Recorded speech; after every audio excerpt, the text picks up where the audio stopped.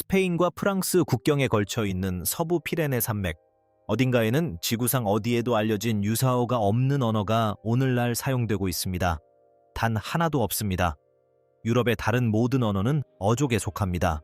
그들은 조상을 공유하고 문법을 교환하며 수세기에 걸친 이주와 정복을 통해 서로를 반영합니다. 하지만 이 언어는 완전히 독자적입니다.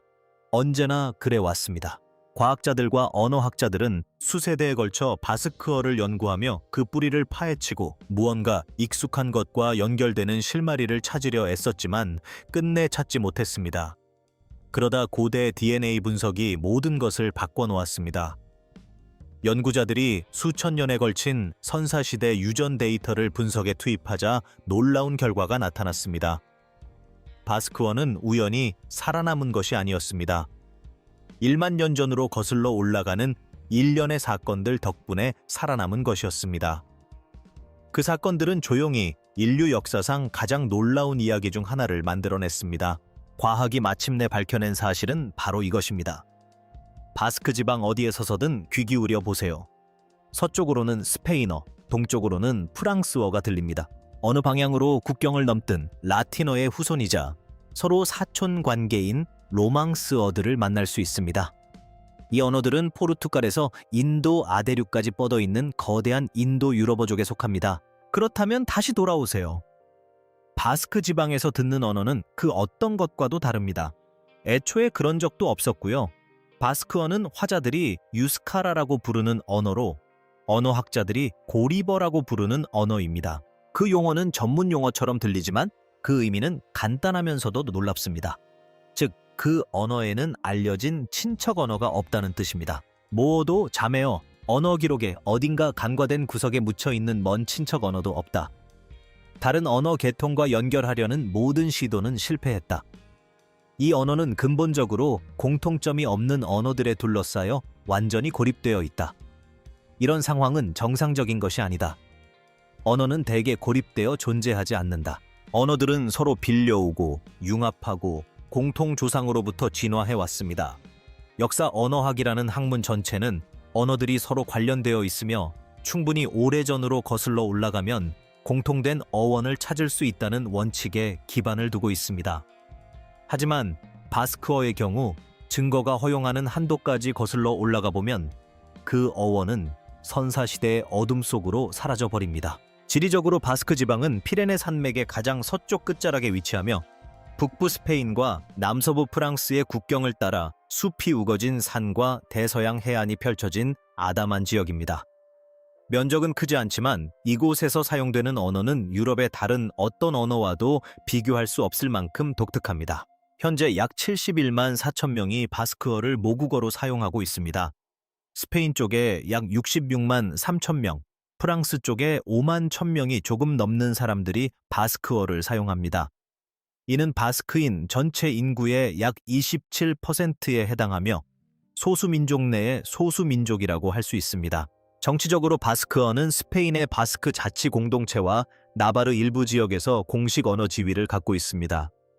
하지만 프랑스에서는 전혀 공식적인 언어가 아닙니다. 다시 말해 바스크어는 두 현대 국가의 변두리에서 생존을 위해 고군분투하며 애초에 바스크어를 염두에 두고 설계되지 않은 세상에서 살아가고 있는 것입니다. 바로 이러한 점이 바스크어의 상황을 지구상의 다른 어떤 언어적 미스터리와도 진정으로 다르게 만드는 것입니다. 이 언어는 최근에 어떤 역사적 우연으로 인해 어족에서 분리된 것이 아닙니다. 오히려 이 언어는 극히 오랜 기간 동안 어쩌면 우리가 아는 세상이 형성되기 이전부터 독자적으로 존재해온 것으로 보입니다. 어떻게 그런 언어가 살아남을 수 있었을까요? 그리고 더 중요한 것은 애초에 어디에서 유래했을까요? 놀랍게도 그 해답은 고대 문헌이 아니라 고대 유골에 묻혀 있었습니다. DNA 연구소가 등장하기 전까지 역사가와 언어학자들은 오직 기록이라는 도구 하나만을 활용할 수밖에 없었습니다. 그런데 바스크어의 경우 기록은 금방 바닥나버립니다. 학자들이 확실하게 밝혀낸 사실은 다음과 같습니다. 바스크어는 로마 시대의 피레네 산맥 지역에서 사용되었던 아퀴타니아어라는 고대 언어에서 유래했습니다. 이는 현재 프랑스 남부와 스페인 북부에 해당하는 지역의 돌에 새겨진 인물과 신들의 이름 등의 비문을 통해 알 수 있습니다. 저 비문들은 현대 바스크어 단어들과 뚜렷한 어원을 공유합니다. 연결고리는 확실합니다. 아퀴타니아어가 조상이라는 것은 논쟁의 여지가 없습니다. 하지만 아퀴타니아어 자체는 막다른 길입니다. 그 어원을 거슬러 올라가 보면 흔적을 찾을 수 없습니다. 아퀴타니아어는 어디에서 온 것일까요? 로마의 팽창이 주변 지역을 잠식하기 시작하기 전에 이 언어는 어떤 어족에 속했을까요? 아무도 모릅니다. 석비에는 더 이상 기록이 없고 그 너머에는 오직 침묵만이 남습니다. 그 침묵 속으로 수많은 이론들이 쏟아져 나왔습니다. 그중 가장 유력한 이론 중 하나는 바스코니안 가설로 아퀴타니아어가 홀로 살아남은 언어가 아니라 한때 서유럽 대부분을 차지했던 거대한 인도 유럽어족 이전의 언어 계통의 잔재였다는 주장입니다. 이 이론에 따르면 인도 유럽어족이 유럽 대륙 전역으로 퍼져나가기 전 대서양 연안에서 유럽 중부 깊숙한 곳까지 바스크어라는 언어가 사용되었다고 합니다. 이러한 관점에서 바스크어는 예외적인 현상이 아니라 거의 완전히 사라져버린 세계의 마지막 남은 흔적이라는 것입니다. 매우 설득력 있는 이론이지만 아직 입증되지는 않았습니다. 일각에서는 바스크어와 스페인 지중해 연안에서 사용되던 고대 이베리아어 사이의 유사점을 지적하기도 했습니다. 유사점은 실제로 존재하지만 언어학자들은 신중한 태도를 보이고 있습니다. 인접 언어 간의 유사성은 진정한 공통조상보다는 수세기 동안의 접촉과 차용의 결과일 수 있다. 이 논쟁은 아직 해결되지 않았다. 일부 연구자들은 더 나아가 바스크어와 유럽 반대편에 있는 인도 유럽어족이 아닌 조지아와 아르메니아의 코카서스어 사이에 연관성이 있을 수 있다는 추측을 내놓기도 했습니다. 구조적 유사성은 흥미롭지만 흥미롭다는 것이 곧 증명된 것은 아니며 그러한 연관성은 여전히 이론의 영역에 머물러 있습니다. 한편 바스크 사람들은 그 자체로 단서를 제공하는 역사를 살아왔습니다. 수세기 동안 그들의 산악 지형은 침략자와 외부 세력을 막아내는 천연장벽 역할을 했습니다. 다른 모든 곳에서 그랬듯이 라틴어가 유입되어 바스크어 어휘에 흔적을 남겼습니다. 중세시대 동안 로망스어는 서로 차용어를 주고받았지만 바스크어의 핵심 어원은 그대로 유지되었습니다. 그러다 프란시스코 프랑코가 등장했습니다. 1939년 그의 정권은 학교, 공공생활, 언론에서 바스크어 사용을 금지했습니다. 한 세대가 자신들의 언어와 단절된 채 성장했습니다. 기존 이론으로는 바스크어가 살아남은 이유를 설명할 수 없었지만 새로운 과학이 그 해답을 제시하려 했습니다. 수십 년 동안 바스크 민족과 그들의 언어의 기원은 언어학만으로는 답할 수 없는 문제였다. 기록된 자료는 더 이상 남아있지 않았고 수많은 이론들이 제기되었지만 해결되지는 않았다. 그러던 중 완전히 다른 학문 분야가 등장했다. 그리고 그 학문은 빈손으로 온 것이 아니었다. 고대 DNA 분석은 말 그대로 고대인의 유전자를 분석하는 것입니다. 과학자들은 수백 년 또는 수천 년 전에 사망한 사람들의 유골에서 유전 물질을 추출합니다. 추출한 유전자의 염기 서열을 분석하고 다른 고대 및 현대인의 유전자와 비교하여 이들이 누구였는지, 어디에서 왔는지, 그리고 오늘날 살아있는 사람들과 어떤 관계가 있었는지에 대한 자세한 정보를 구축합니다. 모든 의미에서 그렇습니다. 생물학적 타임머신. 연구자들이 이 기계를 바스크족의 기원에 대한 질문에 적용했을 때 그 결과는 놀라웠습니다. 과학적 근거는 결코 간단하지 않지만 핵심적인 발견은 간단하게 설명할 수 있습니다. 바스크인들은 어디선가 갑자기 나타난 불가사의한 존재가 아닙니다. 그들은 수천 년에 걸쳐 이베리아 반도에 겹쳐 살았던 두 고대 인구의 직계 후손입니다. 첫 번째 인구는 서유럽의 원래 수렵 채집인으로 농업이 존재하기 훨씬 이전인 마지막 빙하기부터 대륙 전역에 걸쳐 살아왔습니다. 두 번째 집단은 약 8,000년 전부터 현재의 터키 지역인 아나톨리아에서 유럽으로 이주해온 초기 농경민들이었습니다. 이 두 집단은 만나고 섞여 이베리아 반도에 정착했습니다. 특히 바스크 지역에서는 유럽의 다른 지역에서는 거의 볼 수 없었던 현상이 나타났습니다. 바로 그들이 독자적인 삶을 누릴 수 있었다는 것입니다. 그 고립이 모든 것의 핵심이다. 유럽 대륙의 다른 지역 인구들이 이후 수천 년 동안 계속해서 이동하고 혼합되는 동안 피레네 산맥과 그 주변 지역 사람들은 그러한 변동을 훨씬 덜 겪었습니다.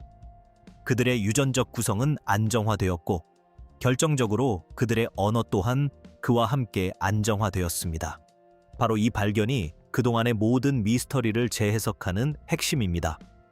바스크어가 살아남은 것은 지리적 요인만으로 특별히 강인하거나 보호받았기 때문이 아닙니다.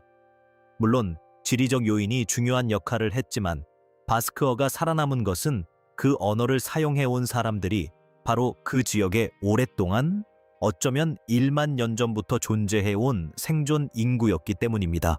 그 숫자는 잠시 묵념할 가치가 있다. 1만 년, 제국들이 흥망성쇠를 거듭하고 언어들이 대륙을 휩쓸고 사라지고 알려진 세계 전체가 몰라볼 정도로 변모하는 동안 피레네 산맥에서는 무언가가, 사람들은, 언어는 변함없이 그 자리를 지켰습니다. 그리고 이제 과학은 처음으로 그 이유를 밝혀낼 수 있게 되었습니다. 하지만 이야기는 여기서 끝나지 않습니다.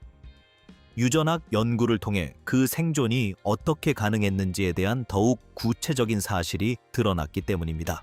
약 5천년 전 유럽에 극적인 변화가 일어났습니다.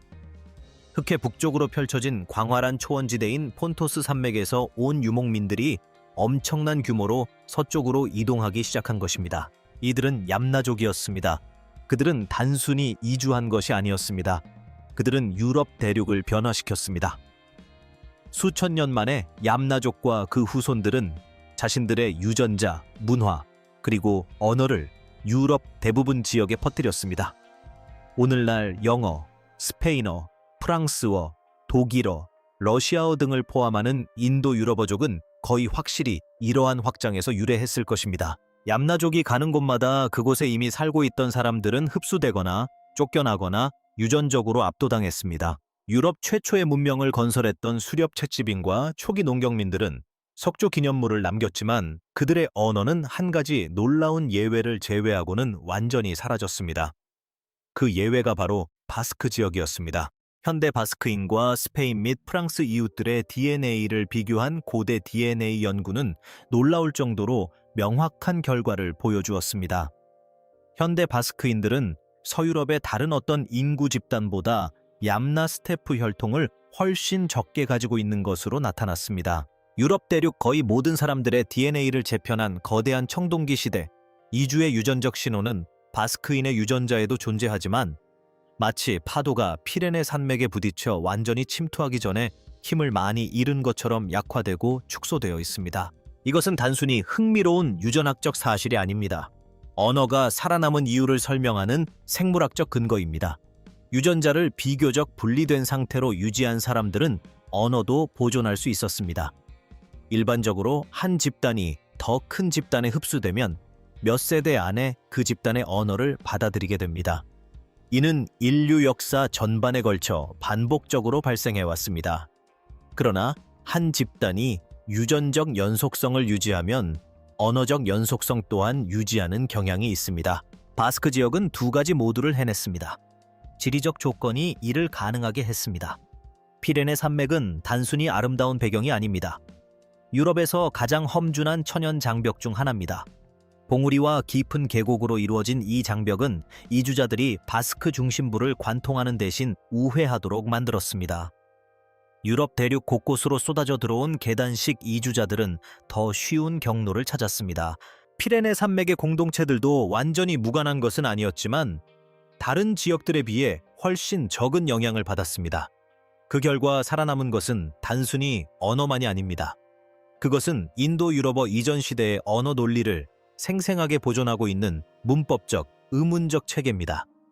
야문화족의 확장으로 사라지기 전 유럽 전역에 존재했던 바로 그 언어 체계 말입니다.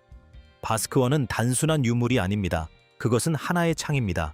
그리고 제대로 보는 법을 알게 되면 그 안에 담긴 놀라운 사실들을 발견할 수 있습니다. 유전적 증거는 바스크 사람들이 누구이며 어디에서 왔는지 알려줍니다.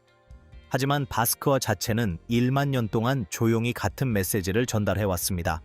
단지 읽는 법만 알면 되는 거죠. 구조부터 살펴보세요. 바스크어는 언어학자들이 절대격어라고 부르는 언어입니다. 즉, 인도 유럽어족의 다른 언어들과는 문장을 나누는 방식이 다릅니다. 영어와 모든 인도 유럽어족에서는 동사에 직접 목적어가 있든 없든 주어를 똑같이 취급합니다. 예를 들어 The man walked. 남자가 걸었다. 와, the man saw the child. 남자가 아이를 보았다. 두 경우 모두 남자가 주어이고 문법적으로 동일하게 취급됩니다. 바스크어는 그런 방식이 아닙니다. 바스크어에서는 명사가 수행하는 동작이 다른 사물에 영향을 미치는지 여부에 따라 명사의 형태가 바뀝니다. 아이를 보는 남자는 단순히 넘어지는 남자와는 다른 문법적 표시를 갖습니다. 이 표시는 명사 끝에 붙는 강한 격소리로 강세라고 합니다. 주변 언어에는 이에 상응하는 격이 없습니다. 이는 완전히 다른 문법적 세계에 속합니다. 이는 특이한 현상이 아닙니다. 바스크어는 구조적 화석입니다. 어근을 가진 언어는 세계 다른 지역에도 존재합니다. 카프카스 지역, 남아시아 일부 지역, 아메리카 대륙의 특정 토착 언어들이 그렇습니다. 하지만 서유럽에서는 바스크어만이 유일합니다. 바스크어의 문법은 인도 유럽어족의 팽창 이전 시대의 문법입니다. 그 시대의 다른 언어들은 너무나 철저하게 흡수되어 그 구조조차 살아남지 못했고 오직 바스크어만이 살아남았습니다. 더 자세히 살펴보면 증거는 더욱 명확해집니다. 바스크어는 전미사를 어근에 붙여 의미를 형성하는 언어입니다. 즉, 별도의 단어를 사용하거나 어근 자체를 바꾸는 방식이 아닙니다. 정관사는 영어나 프랑스어처럼 명사 앞에 붙는 별도의 단어가 아니라 어미에 붙는 전미사입니다. 언어의 전체적인 구조, 의미를 구성하는 방식, 단어 간의 관계를 나타내는 방식 모두 인도 유럽어족에는 없는 독자적인 논리에 따라 작동합니다. 하지만 어휘는 전혀 다른 이야기를 들려줍니다. 바스크어는 라틴어 차용어, 로망스어, 그리고 수세기 동안 주변 세계와의 접촉을 통해 흡수된 외래어로 가득합니다. 책을 뜻하는 단어, 리베루는 누가 봐도 라틴어입니다. 수십 개의 일상 단어에는 바스크어가 이미 고대 언어가 된 이후에 유입된 언어의 흔적이 남아 있습니다. 어휘는 시대에 따라 변했지만 언어의 뼈대는 변하지 않았습니다. 그 뼈대는 현재 유스카라 바투아라는 표준화된 형태로 보존되어 있습니다. 1960년대에 개발된 이 표준화된 문법은 5가지 주요 방언을 통합하고 언어에 통일된 표기법을 부여하기 위한 것이었습니다. 이는 의도적인 복원 작업이었는데 그 문법에 보존된 내용은 단순한 언어학적 호기심의 대상이 아니기 때문입니다. 그것은 유럽인들이 한때 어떻게 생각했는지에 대한 마지막 살아있는 기록입니다. 과학적 사실은 입증되었고 미스터리는 풀렸습니다.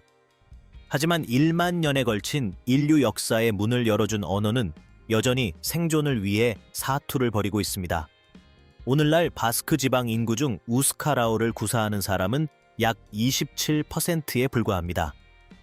인구 300만 명에 가까운 이 지역에서 이는 약 200만 명이 자신들의 문화를 대체 불가능하게 만드는 바로 그 언어를 접하지 못한 채 성장해 왔다는 것을 의미합니다. 그것은 역사적 우연이 아닙니다. 그것은 그것을 파괴하려는 의도적인 캠페인의 직접적인 결과입니다. 1939년부터 시작된 프란시스코 프랑코의 바스크어 탄압은 유스카라를 완전히 없애지는 못했지만 지난 1만 년 동안 그 어떤 것보다도 바스크어를 위협하는 결과를 초래했습니다. 한 세대 전체가 학교에서, 공공장소에서, 언론에서 바스크어와 단절되었습니다. 그 후 찾아온 침묵은 자연스러운 것이 아니었습니다. 인위적으로 만들어진 것이었습니다. 1960년대에 프랑코의 지배력이 약해지기 시작하면서 복구 노력이 시작되었습니다. 에스토락으로 알려진 바스크어 학교들이 다시 운영을 시작했습니다. 바스크어 아카데미는 분열된 방언들의 공통된 표기법과 공동의 미래를 제공하기 위해 표준어인 유스카라 바투아를 개발했습니다. 스페인 측 지역 정부들은 유스카라 바투아를 적극적으로 홍보하며 교육 프로그램에 자금을 지원하고 바스크어 언론을 지원하며 공공기관에 바스크어를 접목시키기 시작했습니다. 그 결과는 분명합니다. 바사자치 공동체에서는 젊은 세대 사이에서 유스카라어 사용 인구가 안정화되거나 일부 지역에서는 증가했습니다. 유창성 비율은 지역 평균보다 의미 있게 높지만 회복이 곧 안정을 의미하는 것은 아닙니다. 프랑스 국경 쪽에서는 유스카라가 어떠한 공식적인 지위도 갖고 있지 않습니다. 정부 지원 몰입 프로그램도 없고 법적 보호 장치도 없으며 스페인에서 볼 수 있는 것과 같은 제도적 지원도 없습니다. 5만 1,000명의 프랑스어권 바스크어 사용자들은 대부분 스스로 살아남아야 하며 언어 소멸은 눈에 띄게 드러나지 않습니다. 아이들이 조상의 언어 대신 더 많은 기회가 있는 언어를 선택하며 자라면서 한 세대씩 조용히 언어가 사라집니다. 이 문제의 심각성은 바스크 지방을 훨씬 넘어섭니다. 유스카라어가 사라진다면 인류는 재건하거나 복구할 수 없는 무언가를 잃게 될 것입니다. 단순한 방언이나 더 큰 언어의 지역적 변형이 아니라 빙하기 이전 유럽 전역에 걸쳐 존재했던 언어 세계의 유일하게 남은 목소리를 잃게 되는 것입니다. 모든 문법 교과서, 모든 고대 DNA 연구, 모든 세심하게 발굴된 피레네 산맥의 고고학 유적지는 그 세계가 외부에서 어떻게 보였는지 알려줄 수 있습니다. 하지만 오직 우스카라만이 그 세계의 내부 모습을 이야기할 수 있습니다. DNA 분석 결과는 바스크어의 그 기이함에 걸맞은 기원 이야기를 선사했습니다. 1만 년이라는 세월 동안 끊임없이 이어져 온 사라지기를 거부해온 민족의 유전자와 문법이 그 역사를 증명하는 것입니다. 과연 그 거부가 지금도 계속될지는 더 이상 과거의 문제가 아닙니다. 피레네 산맥 곳곳의 교실과 부엌, 그리고 사람들의 대화 속에서 바로 지금 답을 찾아가고 있는 질문입니다. 1만 년이라는 시간은 머릿속에 담아두기조차 쉽지 않은 숫자입니다. 영원할 것 같았던 제국들은 수세기 만에 몰락했다. 한때 대륙을 지배했던 언어들은 오늘날 전문가들만이 알고 있다. 그런데도 스페인과 프랑스 사이에 자리 잡은 좁은 산맥에서는 무언가가 변함없이 살아남았다. 권력이나 명성 혹은 국가기구의 보호를 받아서가 아니라 유전적으로나 문화적으로 그 언어를 간직해 온 사람들이 결코 완전히 놓지 않았기 때문입니다. DNA 분석 결과는 바스크어의 신비를 풀어준 것이 아닙니다. 오히려 더욱 놀라운 사실로 만들었습니다. 피레네 산맥에서 살아남은 바스크어가 단순한 호기심이나 우연이 아니라는 것을 알게 되었기 때문입니다. 그것은 우리가 아는 세상이 시작되기 이전 존재했던 세상의 마지막 살아있는 메아리입니다. 석기 시대까지 거슬러 올라가는 문법적 기억이 산골 마을에서든 도시 아파트에서든 여전히 사용되고 가르쳐지고 논쟁의 대상이 되고 있습니다. 유스카라가 어디에서 왔는지는 문제가 아니었습니다. 문제는 우리가 유스카라를 지킬 자격이 있는가 하는 것입니다.